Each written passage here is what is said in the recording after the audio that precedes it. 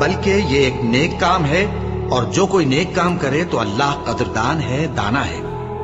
جو لوگ ہمارے حکموں اور ہدایتوں کو جو ہم نے نازل کی ہیں کسی غرض فاسد سے چھپاتے ہیں، باوجود کہ ہم نے ان کو لوگوں کے سمجھانے کے لیے اپنی کتاب میں کھول کھول کر بیان کر دیا ہے، ایسوں پر اللہ اور تمام لعنت کرنے والے لعنت کرتے ہیں۔